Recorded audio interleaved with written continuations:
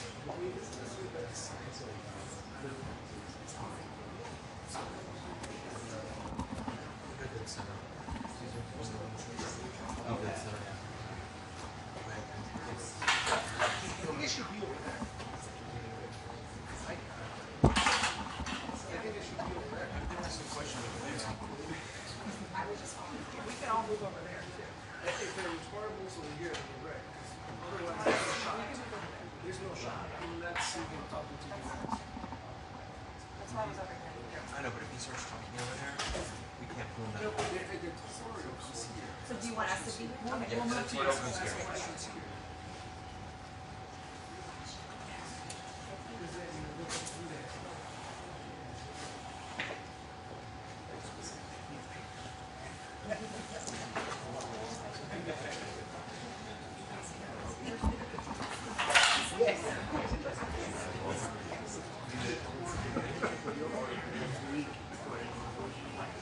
Hey, it's time to get into the shot. It's your fault.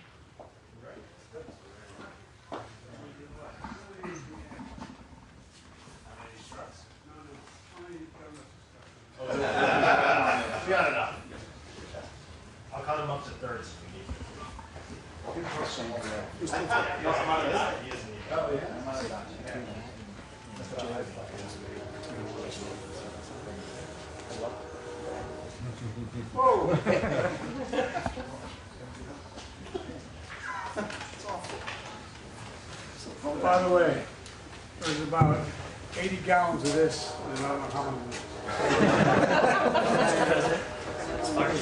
Chief, put that over there. 1 second.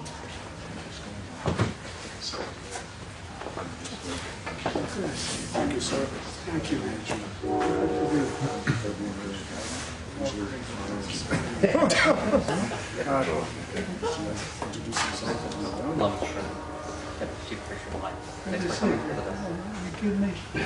You guys Welcome brought me downtown, to the dance. How are Scott Burkhardt, EMS Education Coordinator. you? You guys saved my life twice. That's what we're here Yes, no, for. I'm serious. My fire company. Welcome, Mr. President. What's your name? I'm Angela Moreno. I'm the office manager for the fire department. Thank God I to have keep all someone these guys in there. line. Mr. President, how you doing? Firefighter Perot. Good to see you, man. Nice to see you too. Mr. President, Firefighter Jason Tate. Nice to meet you. There's no play, Jason, can you? All right, sir. Pleasure to meet you. Tim Bruce, Fire Lieutenant. Good to see you, Tim. Mr. President, pleasure meeting you. Chris Rowe, I'm a firefighter. Good to see you, Chris. Thank you. Hello, Mr. President. Lieutenant Jerry Miranda. Good to see you, man. Mr. President, nice to meet you. Lieutenant Zach Shepard. Good to see you, Lieutenant. Thanks, everybody. Mr. President, Lou Jimenez, President Hope Senate. Thank you, press. Thank you. Thank you. Press, appreciate you. Thank you. All right, we're going to go out this way, press.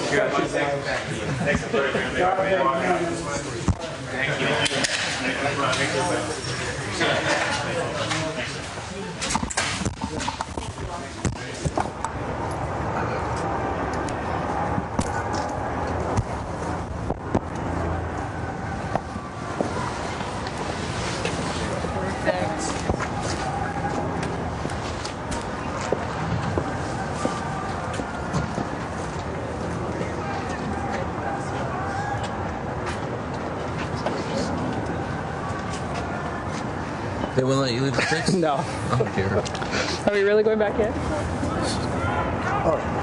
Until it's not. Yes. I thought you guys always kept it on you anyway. What's that? I thought you guys always kept your stuff on you. When you preset, you leave the sticks where they are. That's the whole thing with presetting. I mean, leaving the camera's not something to do, but... Caesar, remember that the Paphos battery? Yeah. Grab a mixer battery for me. Under your camera battery? Any of them? Yeah. Here's the dead one. Here's the good one. Well, that's what What was he carrying? That one? Down 284 or down 8? Down two. Oh. Yeah, from under.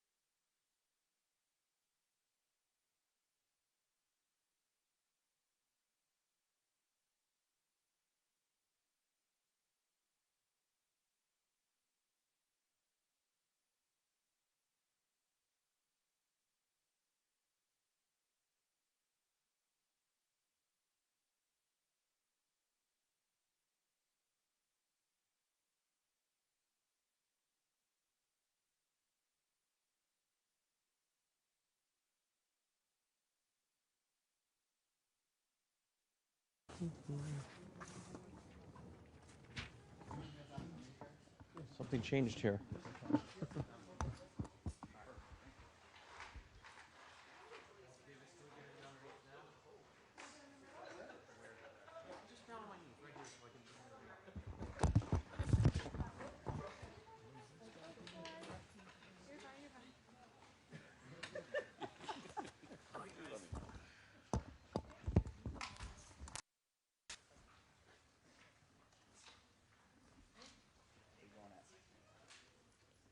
Where are you gonna be?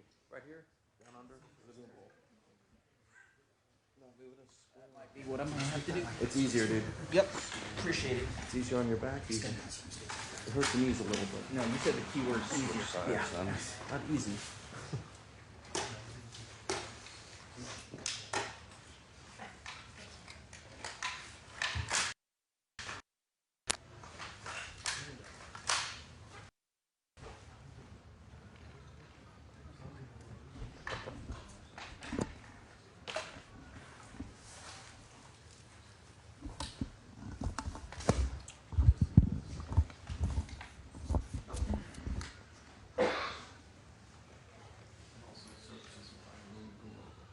Say again?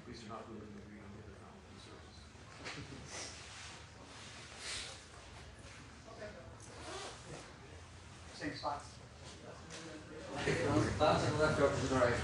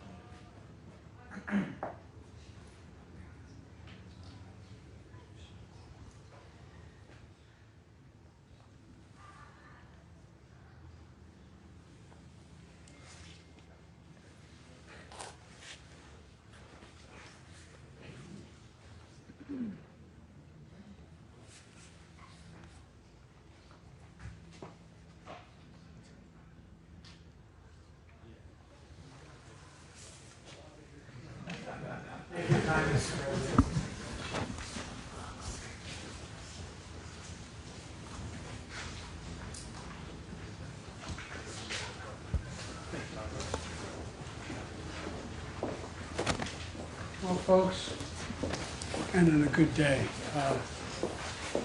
We came up here to the Allentown area and the greater area to make sure what we were, Bobby and I, Senator and I were doing along with the governor, was making some sense and affecting people's attitudes. I've said before that, you know, starting a new business is an act of hope.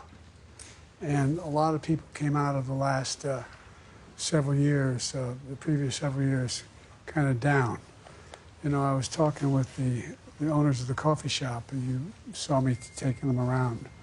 And I said, you know, I think we underestimate the impact that the failure to respond to the COVID crisis quickly enough had on the psyche of the American people. And it surprised me. They said, well, I know it did with us. You had over 1 million people dying, and we had trouble at the front end of realizing there wasn't much done to deal with it. And we ramped up rapidly, vaccinations and the like. And that generated a comment from our host and hostess telling us that they had real troubles. One, the young woman who went to the college graduate, very impressive young woman, owns the coffee shop. She was talking about how she had suffered from post-traumatic stress and all the things that were happening around her and the loss of hope and faith she had. And then the husband, started talking about how he suffered from depression. But when they started to see what was happening, that we were actually investing in the community. You guys know people who've had post-traumatic stress in the military and firefighters and like, and how they began to gain some hope.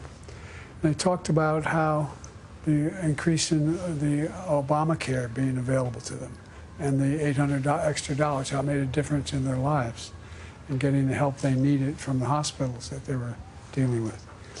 And they just went on and on about how what happened is once they were able to fund the business, and they got help to do that as well through you and others, that they started to gain faith in what was going on.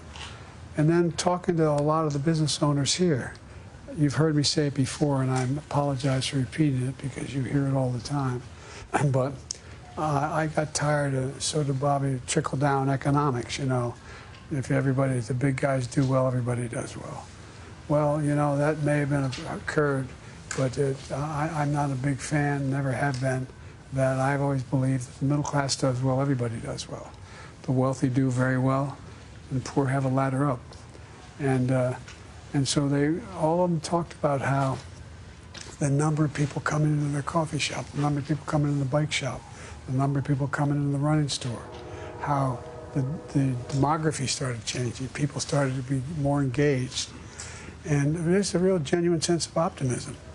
And they talked about child care and how originally when we had passed the legislation that for the child care tax credit, how that altered their life and ability to deal with their medical problems at the time because they had help being able to take care of their kids.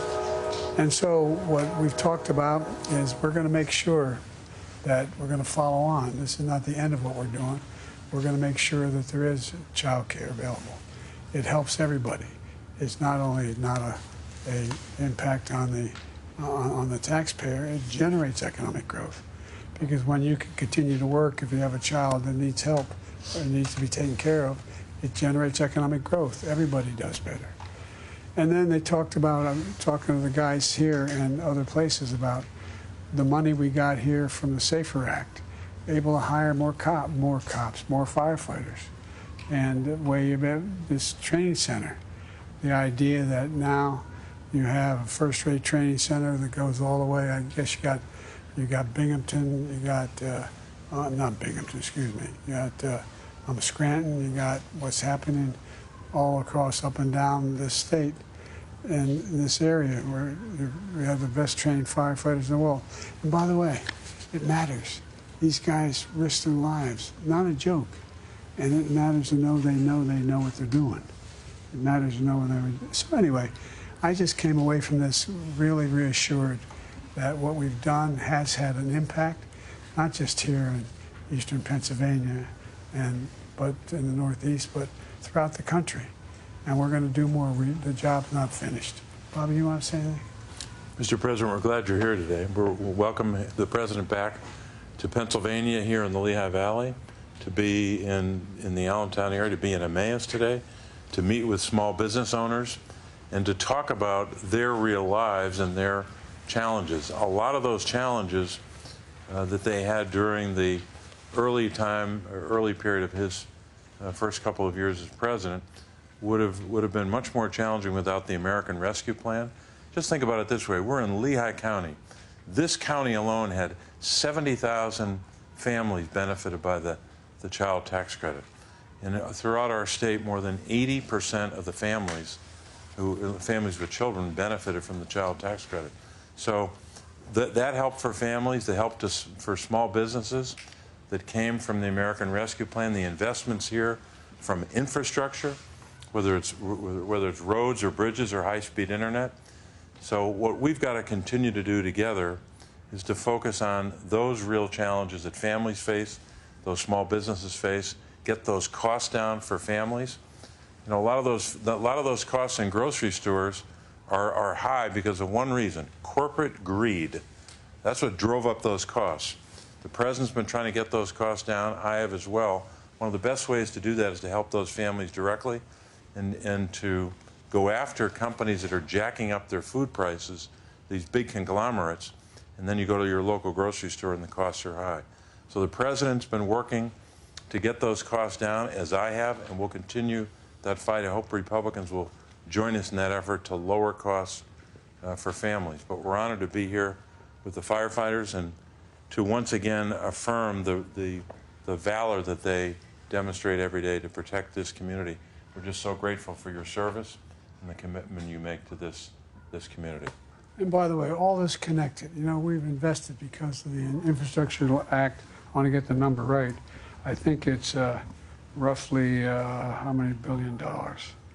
$145 billion. So, for example, you know, when you increase number of jobs, that increases the number of customers. When you increase the number of customers, it increases the sense of stability. When you increase that, I mean, it just goes across the board. And so we're talking about 26,000 manufacturing jobs in Pennsylvania just since we became president. 24,000, it was down 24,000 jobs under my predecessor because we invested. We invested in the infrastructure bill. We invested in the people who, in fact, need the opportunity to have a good job. And I'll end by saying, you've heard me say it 1,000 times, but it's worth saying because it's the kind of language we understood in the neighborhoods I grew up in. My dad said, Joey, a job's about a lot more than your paycheck. It's about your dignity. It's about opportunity. It's about being able to look your kid in the eye and say, honey, everything's going to be okay. It's interesting, one of the owners of one of the shops, I don't have permission to say the name, so I won't, but I can check if you want me to, saying that I can look at my kid now and say, it's going to be okay. We're going to make it. We're going to make it. A lot more to do. We're not finished, but it's just, this has a self-fulfilling prophecy. And again, I'll give you one last example. We're talking about prescription drugs with the folks. The idea that prescription drugs and us being able to pass a requirement that Medicare has to negotiate drug prices was, you know, people say, that costs money. Guess what? It saves the taxpayers billions of dollars. Billions of dollars. Billions of dollars. It not only takes the burden, for example, insulin. It costs $10 to make, total of around $12 when you package it all. They can now only charge $35 on Medicare will only pay out. $35. It was costing $400 or more. Who was paying that? In addition to saving the taxpayer, your taxes aren't having to pay $400. And so we're going to make, by the way, we're going to go back and we're going to make sure it applies to everybody, not just seniors before it's all over. Anyway, thank you. Take a few questions again. Mr. President, polling still shows that more Americans than not still disapprove of your handling of the economy. So what specifically will you do this year to turn that around and make Americans feel better about how the economy is doing? If you notice, they're feeling much better about how the economy is doing. What we haven't done is letting them know exactly who got it changed. That's the part. That's what's happening. If you look at the consumer confidence measures, they're way up. Look at across the board. Everybody's doing better, and they believe it. They know it, and they're just beginning to sink in. One of the things that people don't know, I mean, the idea that the firefighters know, but the idea that because of what I did in terms of funding for fire departments, guess what? They got a fire school now here. Guess who's paying for it? Not local. The federal government's paying for it. And guess what? It's changing the dynamic. And people find somebody here who thinks there shouldn't be a fire school here. Find somebody who thinks that doesn't make sense. And it's going to save money over time because you're going to save property, you're going to save lives, you're going to save a lot of things. And so it's a matter of this. None of what we passed was able, and I knew it when I proposed it. Remember when I proposed the infrastructure bill? And I said it's going to be over $350 billion. And you all looked at me like I've taken leave of my senses. Well, I never thought it's going to take time. It's starting to sink into people what's happening. Same way with the healthcare piece. All of a sudden, people realize, my God, not only insulin going down, we're going to have 15 more drugs where now they're going to be able to negotiate the price. Prices are going to come down dramatically. And if you have a prescription drug from an American company, you give me that drug, I'll go have it. You give me that prescription, I'll have it filled in Toronto or London or Brazil. Guess what? It costs a hell of a lot less. Same company, same outfit. And the last thing is, one of the things that's going to have an impact is, and I know it doesn't matter to you guys, I'm being facetious, I shouldn't kid like that, but when you want to call and check the balance on your account, you get charged $30. Is that fair? Is that fair? These junk fees? You're going to go home for Easter, or you're going to go home for Christmas, you're going to go home for the holidays with your kid, and you find out to get your kid sitting next to you is going to cost you another $200. These are junk fees. And guess what? We're getting rid of them. So people are beginning to figure out what it is that the reason why they got these opportunities, why it occurred. And that's my job and our job to make sure people know. Mr. President, you said, just to follow up on what you said a few minutes ago at the coffee shop, you said you think the Houthis are a terrorist group. I'm wondering how soon are you willing to designate them as such? It's irrelevant whether they're designated. We've put together a group of nations that are going to say that if they continue to act and behave as they do, we'll respond. What do you say? And a quick one on oil prices, sir. Oil hit $80 a barrel this morning after the strikes. How concerned are you about the impact the strikes will have on oil supply and prices? I'm very concerned. That's why we got to stop it. So what do you say to members of your own party that believe you needed congressional authorization for last night's strike? I'm sorry? What do you say to members of your own party who are saying you needed congressional authorization for last night's strike? They're wrong, and I sent up this morning when the strikes occurred exactly what happened. Sir, how was your conversation with Speaker Johnson? Are you concerned? How was your conversation with Speaker Johnson? I was pleased with my conversation with Speaker Johnson, and apparently today he said he's sticking by the deal. Thanks, everybody. Thank you.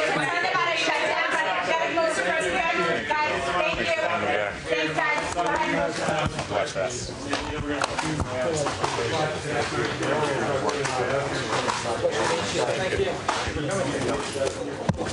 You okay? Thank you all. We do need to run after that. How was the meeting? It was a joke.